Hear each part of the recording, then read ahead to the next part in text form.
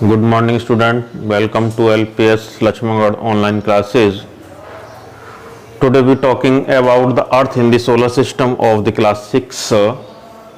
आज का टॉपिक हमारा होगा अर्थ in the solar system.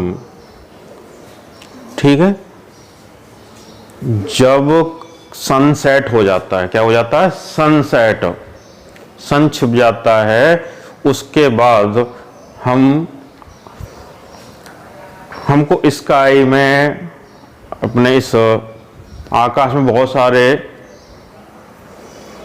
Shining करते हुए डॉट दिखाई पड़ते हैं। क्या दिखाई पड़ते हैं?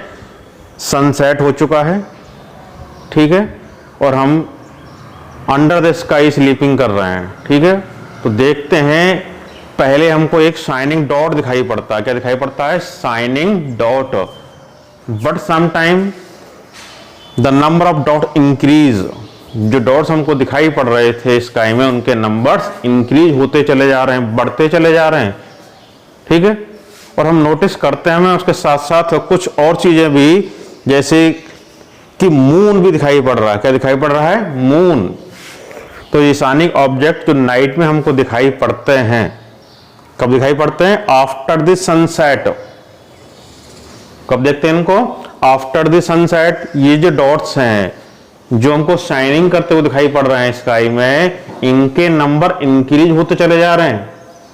ठीक है, और हम इनको फिर पहले दिखाई दिया 1, फिर काउंट, फिर 2, 3, फिर ये काउंटलेस ऑब्जेक्ट्स हमको शाइनिंग करते हुए, टिंकलिंग करते हुए स्काई में दिखाई पड़ते हैं। ये काउंटलेस हो जाते हैं।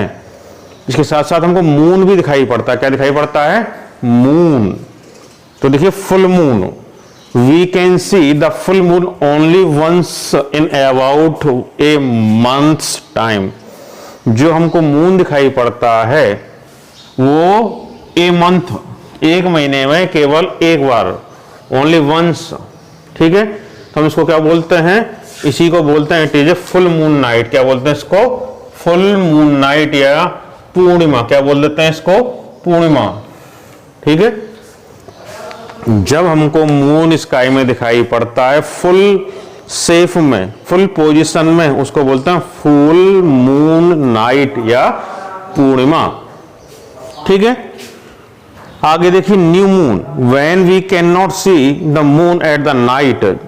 देखिए, जिस रात को, जिस नाइट में हमको मून दिखाई नहीं पड़ता है, उसको हम बोलते हैं न्यू मून। क्या बोलते हैं इसको हम? New moon night. ठीक है, ये अमावस्या बोलते हैं। क्या बोलते हैं इसको?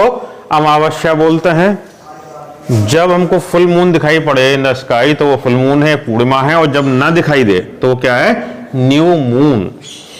तो इस तरीके से हम जो ऑब्जेक्ट्स देखते हैं वो शाइनिंग करते हुए नाइट में दिखाई पड़ते हैं।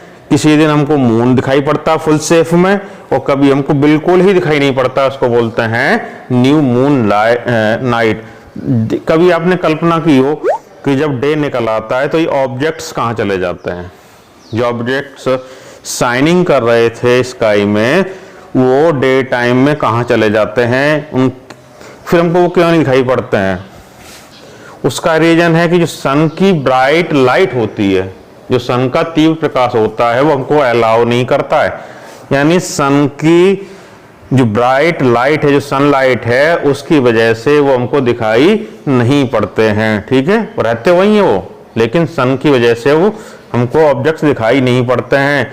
और कभी देखते हैं ना, वो ट्विंकलिंग करते हैं, उनमें कभी कुछ तो बहुत ही ब्राइट चमकते हैं, कुछ डिम चमकते हैं। ठीक है, आगे देखते हैं। देखिए, अब बात करते हैं सेलेस्टियल बॉडीज, यानी जो चीज हमको स्काई में दिखाई पड़ती हैं एट द नाइट टाइम, वो क्या कहलाती हैं? Celestial bodies. देखिए, the sun, the moon and all those objects shining in the night sky are called celestial bodies. यानी सन को ले लीजिए डे टाइम में, बाकी मून एंड दोज ऑब्जेक्ट्स, यानी वो ऑब्जेक्ट्स जो शाइनिंग करते हैं नाइट में, किसके अलावा? सन के अलावा moon and all those objects shining in the night sky, यानी ऐसे ऑब्जेक्ट्स जो शाइन करते हैं सन के अलावा नाइट में। सन तो शाइन करता है डे में, इसकी लाइट हम पर डे टाइम पे पहुंचती है, सन निकला तो डे टाइम का स्टार्टिंग है। Moon all those objects shining in the night sky, वो क्या कहलाते हैं? Celestial bodies. लर्न करना है इस बात को, यानी ऐसे ऑब्जेक्ट जो हेवनली हैं, स्काई में हैं और हमको नाइट में डे टाइम में दिखाई पड़ जाते हैं। डे टाइम में द सन, बाकी बच्चे नाइट टाइम में हमको दिखाई पड़ते हैं। कभी कभी मून हमको डे टाइम में भी दिखाई पड़ता है। तो यानी जो भी हेवनली, जो भी स्काई में ऑब्जेक्ट्स हैं, उनको हम क्या बोलेंगे? सेलेस्टियल बॉडीज, आकाशीय पिंड। क्या कहते हैं? आकाश में रहने वाली ऑब्जेक्ट्स। ठीक है, ये सेलेस्टियल बॉडी हो गई। अब बात करेंगे हम स्टार्स की। स्टार क्या होता है? What is star? What do you know about stars? Some celestial bodies are very big. कुछ जो सेलेस्टियल बॉडीज होती हैं वो बहुत ही बड़ी हैं। Some celestial bodies are big and hot. कैसी हैं? बिग भी हैं और हॉट भी हैं। ठीक है, they are made of gases. किसकी बनी हुई है ये? They are made up of gases, यानी बिग और हॉट बॉडीज जो कि बनी हैं गैस से। ठीक है, they have their own heat and light, जिनके पास अपनी हीट और लाइट है। रिमेंबर, ठीक है। Some celestial bodies are very big and hot, they are made of gases. किसकी बनी हुई है ये big and hot body? Gas की। They have their own heat and light, उनकी खुद की हीट और लाइट है। Which they emit in large amount, जो हीट और लाइट है उसको बहुत बड़े अमाउंट में छोड़ते हैं इस इन्वायरमेंट में। ठीक है, these celestial body are called stars. इन्हीं को हम क्या कहेंगे? ऐसी सेलेस्टियल बॉडी को हम क्या कहते हैं? स्टार कहते हैं। तो ये होगी स्टार की डेफिनेशन। इसका एग्जाम्पल हो जाएगा सन। क्या है इसका एग्जाम्पल? लाइक ए सन। सन किसका बना हुआ है? सन बना हुआ गैसों का। ठीक है, हाइड्रोजन हीलियम आदि गैस है उसके अंदर, बिग भी है, हॉट भी है, उसकी अपनी हीट एंड लाइट भी है। इसलिए हम ऐसे ऑब्जेक्टों को स्टार कहते हैं। क्या कहते हैं? स्टार कहते हैं। आगे कंस्टलेशन, इसको नक्षत्र कहा जाता है। When watching the night sky, जब हम नाइट स्काई को देखते हैं नाइट में आफ्टर सनसेट, तो वी नोटिस वेरियस पैटर्न। तो हमको बहुत सारे पैटर्न्स दिखाई पड़ते हैं। जो पैटर्न्स कौन बनाता है? Form by different groups of stars. ठीक है, इसको ध्यान रखना, जो डिफरेंट ग्रुप्स ऑफ स्टार्स हैं वो एक पैटर्न क्रिएट करते हैं नाइट में इन द स्काई, वही कहलाते हैं ग्रुप्स ऑफ स्टार। जो एक पैटर्न क्रिएट करते हैं वो क्या कहलाता है? कंस्टलेशन, नक्षत्र। They are called constellation. तो इसमें हम अभी आगे बताएंगे आपको कौन कौन से हैं। देखिए, बात कर रहे हैं कंस्टलेशन की, तो उर्सा मेजर या बिग बेयर क्या होता है? ये ए ग्रुप ऑफ 7 स्टार। कितने स्टारों का group? 7। A group of 7 stars. ठीक है, 7 star that form a part of Ursa Major constellation. यानी यहाँ पर स्काई में ग्रुप होता है 7 स्टार का। कितने स्टार का? 7 स्टार का। इसको हम क्या बोलते हैं? उर्सा मेजर या बिग बेयर। ये सप्तऋषि मंडल के नाम से भी जाना था। इसमें 7 स्टार होते हैं। कितने स्टार होते हैं? 7 स्टार। फिर बात करते हैं पोल स्टार की। किस स्टार की? पोल। इसको ध्रुव तारा भी कहते हैं। ये नॉर्थ डायरेक्शन में हमेशा रहता है। कहाँ रहता है? नॉर्थ डायरेक्शन में। नाइट टाइम में, ओल्ड टाइम पर, नाइट टाइम में ओल्ड समय पर जो लोग हुआ करते थे डायरेक्शन फाइंड करते थे इसकी हेल्प से। किसकी हेल्प से? पोल स्टार की हेल्प से। ठीक है, क्योंकि बना रहता है हमेशा नॉर्थ डायरेक्शन में। किस डायरेक्शन में होता है? नॉर्थ। फिर इसकी अपोजिट साइड कौन सी हो जाएगी? साउथ। और इसमें फिर ईस्ट डायरेक्शन। इस साइड ये ईस्ट और इधर वेस्ट। तो पोल स्टार का एक काम था, ये बहुत इंपॉर्टेंट स्टार था ओल्ड टाइम में, जब कंपास नहीं थे तो डायरेक्शन फाइंड करने में ये स्टार काम आता था। इसको बोलते थे पोल स्टार। इसकी पोजीशन कभी चेंज नहीं होती है। देखो अगली फिगर से हम इसकी आइडेंटिफिकेशन कर सकते हैं, इसको पहचान सकते हैं नाइट टाइम में। देखिए उर्सा मेजर की हेल्प से हम आइडेंटिफिकेशन कर सकते हैं पोल स्टार की। किस स्टार की? पोल स्टार की। ये क्या है? ये ग्रुप है 7 स्टार का। क्या है ये? 7 स्टार का एक ग्रुप है।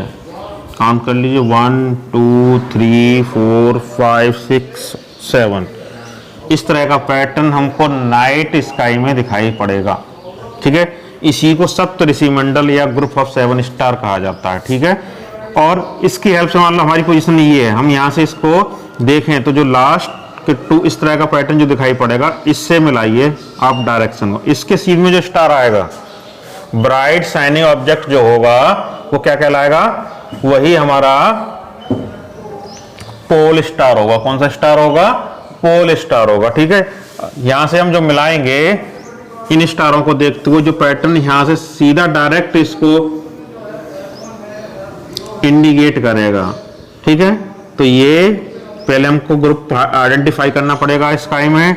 नाइट टाइम में वहां 7 स्टार्स होंगे।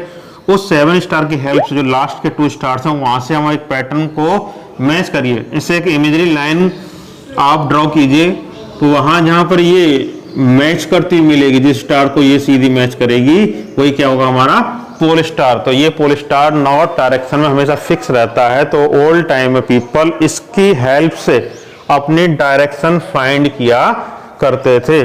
तो इस ऊर्जा मेजर की हेल्प से हमने स्टार को फाइंड कर लिया। तो कौन सा स्टार है? Pole star. इसको ध्रुव तारा भी कहा जाता है। ये ब्राइट ऑब्जेक्ट होता है, बहुत तेज चमकता है नॉर्थ डायरेक्शन में। ठीक है, तो ओल्ड टाइम में ये डायरेक्शन को फाइंड करने के काम आता था। देखिए अब बात करते हैं प्लेनेट की। किसकी बात करते हैं? प्लेनेट की। What is planet? What do know about planet? Some celestial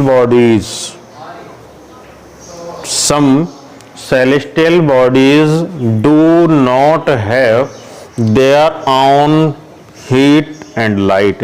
यानी कुछ ऐसी सेलेस्टियल बॉडीज हैं जिनके पास में स्वयं की हीट है और ना ही लाइट है। ना तो हीट है और ना लाइट है। They are lit by the light of the stars. किससे प्रकाशित होती हैं वो जो हीट और लाइट मिलती है हमको स्टार से, उनसे ये हम प्रकाशित होती हैं। यानी हीट और लाइट ये लेती किससे हैं? स्टार से लेती हैं।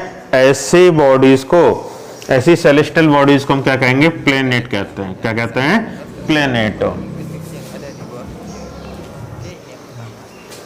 देखिए अब बात करते हैं सोलर सिस्टम की। किसकी करते हैं? सोलर सिस्टम की। अगर पूछे आपसे what do know about solar system, तो आप क्या कहेंगे? What is the answer? देखिए solar system, the sun 8 planet. How many planet? 8। The sun and 8 planet, satellites. ठीक है, यानी प्लेनेट माने ग्रह और सैटेलाइट उपग्रह। ठीक है, तो sun 8 planet, satellites and some other celestial bodies known as the asteroid as the masteroid form the solar system। यानी सन से, किससे? सन से 8 प्लेनेट, ठीक है, सैटेलाइट्स और कुछ सेलेस्टियल बॉडी जैसे कि एस्ट्रॉइड और मैस्ट्रॉइड, इन सब से क्या बनती है? सोलर सिस्टम बनता है, या फिर जिसको हम जानते हैं सोलर फैमिली के नाम से भी। इसका नाम क्या होगा? Solar family. तो सन क्या है? सन एज इट्स हेड। इस फैमिली का हेड क्या है? सन है। क्या है? सन। ठीक है।